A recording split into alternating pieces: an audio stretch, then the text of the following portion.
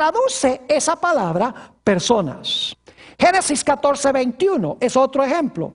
El rey de Sodoma, cuando Abraham vuelve, habiendo rescatado a los rehenes que se habían llevado estos reyes enemigos, y trajo también todo lo que se habían robado junto con las personas, el rey de Sodoma le dice a Abraham, dice, quédate tú con los bienes y dame a mí las almas, o dame a mí las personas. Nuevamente la palabra que se traduce personas allí es la mismita palabra alma. Es decir, el alma es la persona viviente. Note lo que dice Génesis 35:18. Este texto sí lo voy a leer. Aquí está hablando en Génesis el capítulo 35 y el versículo 18 del nacimiento de Benjamín, hijo de Jacob. Y quiero que noten, mucha gente entiende mal este texto. Le ponen cosas que no están allí. Dice en el versículo 18, y aconteció que al salírsele el alma, porque la mamá murió, Raquel murió cuando nació Benjamín. Dice, y aconteció que al salírsele el alma, y luego explica qué significa eso, pues ¿qué? Murió. Cuando usted es un alma, ¿usted está qué? Vivo. Cuando se le sale la vida, ¿qué pasa? Muere. Se puede traducir, y al salírsele la vida. Pero la versión traduce alma. Al salírsele el alma, pues murió. Llamó su nombre Benoni, mas su padre lo llamó Benjamín. Y algunas personas le agregan a esto y dicen, cuando salió su alma inmortal y se fue al cielo, allá consciente a alabar al Señor. El texto no dice eso. Sencillamente dice que se le salió la vida y luego explica qué significa. Murió, dice allí. Es decir, cuando a usted se le sale el alma o la vida que está en la sangre, porque la sangre circula el oxígeno, ¿cuál es el resultado? El resultado es la muerte. Levítico 17:11. Noten cómo se traduce esta palabra en 3 formas distintas en el mismo versículo. Qué interesante. Levítico 17:11. En el mismo versículo, la misma palabra se traduce de 3 diferentes formas. Dice, porque la vida... Esa es la palabra nefesh, porque la vida de la carne en la sangre está. Y yo os la he dado para hacer expiación sobre el altar por vuestras almas. La misma palabra. Y la misma sangre hará expiación de la persona. La misma palabra. Es decir, esta misma palabra nefesh se traduce vida, almas o persona. ¿Qué es el nefesh entonces? El nefesh es una persona que está ¿qué? Una persona que está viva. No es algo que el hombre tiene por dentro, sino que es la totalidad del hombre, del ser vivo. Hechos 7 y el versículo 14 usa otra palabra, la palabra griega, suje. Y note lo que dice Hechos 7 y el versículo 14. Está hablando de José.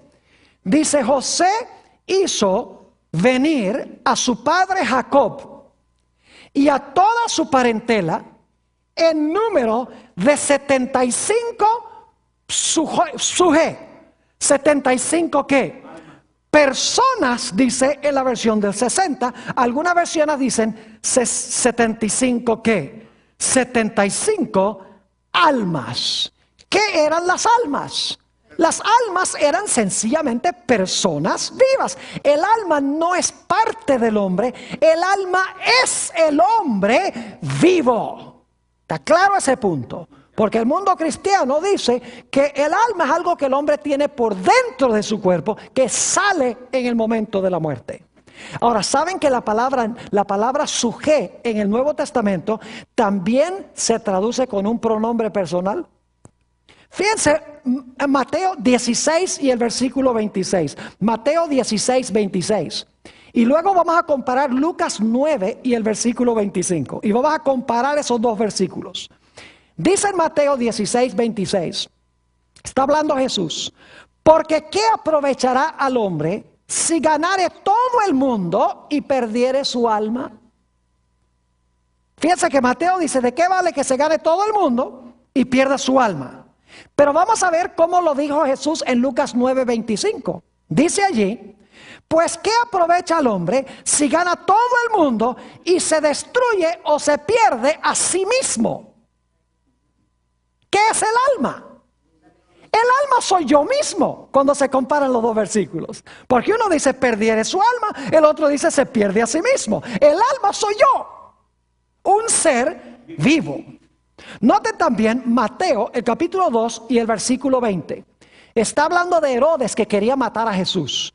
Y dice aquí, el ángel le dice a José, levántate, toma al niño y a su madre y vete a la tierra de Israel. Ya Herodes ha muerto.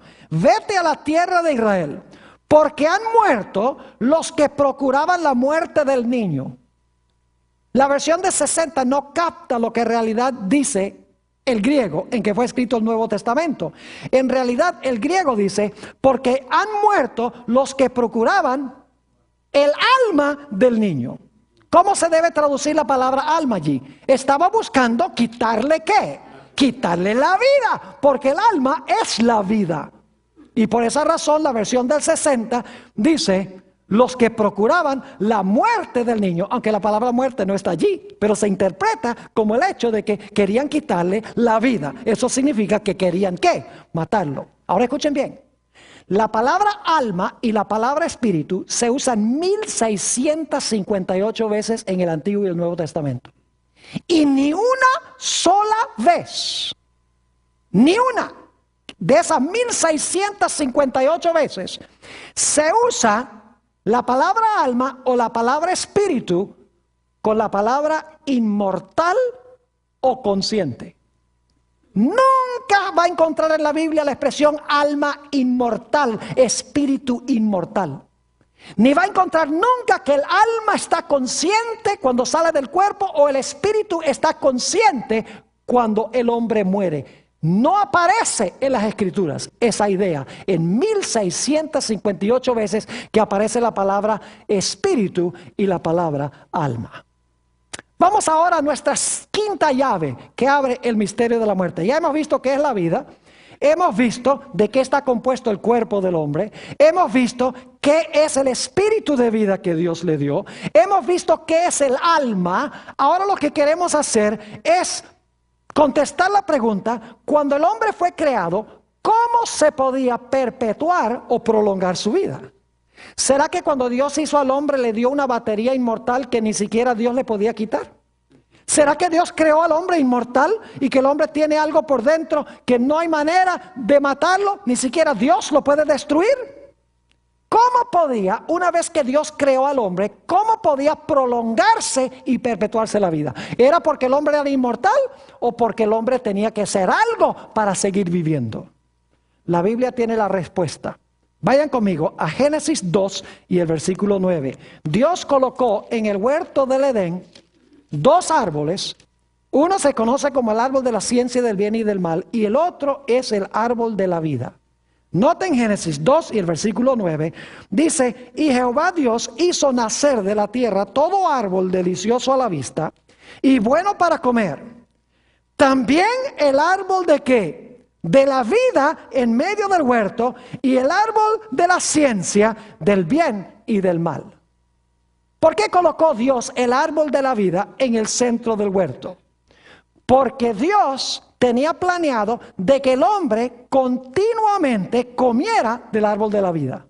No iba a comer una sola vez, sino que iba a regresar paulatinamente para comer. Es decir, el árbol de la vida era como un cargador de baterías. Y Adán y Eva iban a tener que venir al árbol de la vida, y yo pienso que es cada mes, y van a ver por qué razón más adelante. Cada mes debían venir y comer del fruto del árbol de la vida para reabastecer su vida y para continuar viviendo. Es decir, su fuente de vida no estaba dentro de ellos, la fuente de vida estaba fuera de ellos en un árbol, en el árbol que pertenecía a Dios. Y Dios le dijo a Adán y Eva, miren, si ustedes comen del árbol de la ciencia del bien y el mal, ese día ustedes van a ¿qué? Ese día ustedes van a morir, dijo Dios. Ahora yo pregunto, ¿cómo iban a morir si el hombre es inmortal? Sería absurdo decir, ¿van a morir si no pueden morir? Obviamente el hombre tenía que continuar comiendo del árbol. Es más, noten lo que dice Génesis 3, 22 al 24 sobre esto. Génesis 3, 22 al 24. Lo hemos leído antes, ahora leámoslo de nuevo. Dice allí, y dijo Jehová Dios: he aquí el hombre es como uno de nosotros, sabiendo el bien y el mal. Ahora pues que no alargue su mano, y tome también del árbol de la vida, y coma y viva para siempre. Y lo sacó Jehová del huerto del Edén, para que labrase la tierra de que fue tomado. Echó pues fuera al hombre y puso al oriente del huerto del Edén querubines y una espada encendida que se revolvía por todos lados para guardar el camino del árbol de la vida. ¿Qué hizo Dios cuando Adán y Eva pecaron? Dios cerró la puerta del huerto, colocó querubines o ángeles poderosos a la entrada para que el hombre no pudiera ¿qué? Comer del árbol de la vida. Si el hombre ya era inmortal, ¿de qué le hubiera valido a Dios prohibirle el árbol? Dios no le hubiera podido quitar igual la vida, prohibiéndole el árbol. Obviamente el hombre era mortal y su única fuente de inmortalidad se encontraba en continuar comiendo del árbol. Y cuando pecó, Dios le prohibió el árbol, y cuando le prohibió el árbol, el hombre ya no podía cargar su ¿qué? Su batería. Y ahora voy a compartir con ustedes algo que voy a compartir más adelante cuando hablemos de la salud en el libro de Génesis. Pero si ustedes miran Génesis 5, ustedes van a ver que la longitud de la vida de los que se mencionan en esa genealogía es extraordinaria. El que menos vivió fue 777 años. Y el que más vivió, 969 años. Yo les pregunto, ¿tenían bien cargada la batería? Ah, claro, porque habían ido directo al cargador. Pero cuando miran la genealogía de Génesis 11, versículo 10 al 32, ya la gente vive mucho menos. 400 y algo de años, máximo. ¿Por qué razón?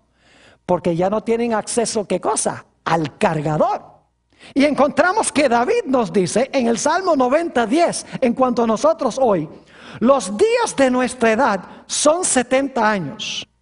Y si en los más robustos son 80 años, con todo, su fortaleza es molestia y trabajo, porque pronto pasan y volamos.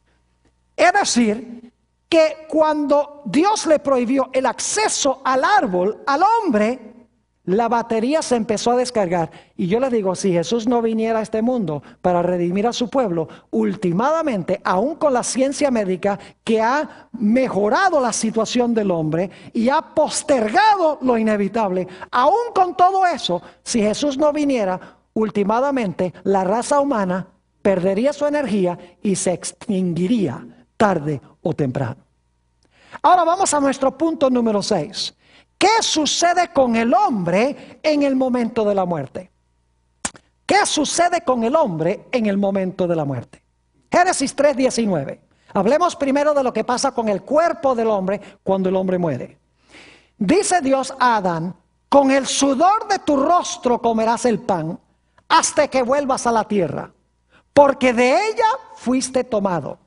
Pues polvo eres y al polvo volverás. ¿Qué pasa con el cuerpo del hombre cuando el hombre muere? El cuerpo regresa ¿a dónde? Regresa al polvo. Y dicho sea de paso, cuando Dios dijo, ciertamente morirás, estaba diciendo la verdad. Porque cuando ustedes van a Génesis 5, van a encontrar que cada persona que se menciona en la genealogía de los justos dice, y murió, y murió, y murió, y murió, y murió, y murió. Lo dice 9 veces. Hay uno solo que no murió, que es Enoc. Más adelante vamos a hablar de Enoc y por qué no murió. Pero Dios se mostró veraz, porque todos, según la Biblia, murieron. Ahora, ¿qué sucede con el espíritu o la respiración cuando el hombre muere? Vamos a Eclesiastés, el capítulo 12 y el versículo 7. Eclesiastés, el capítulo 12 y el versículo 7. Dice aquí el sabio Salomón: y el polvo vuelve a la tierra. Ya notamos eso, ¿verdad? El cuerpo vuelve al polvo. El polvo vuelve a la tierra como era, y el espíritu vuelva a Dios que lo dio. Es decir, Dios respira la capacidad de ¿qué? La capacidad de respirar. El hombre ya no respira, y por lo tanto el cuerpo muere y el cuerpo regresa ¿a dónde? Al polvo. Es decir,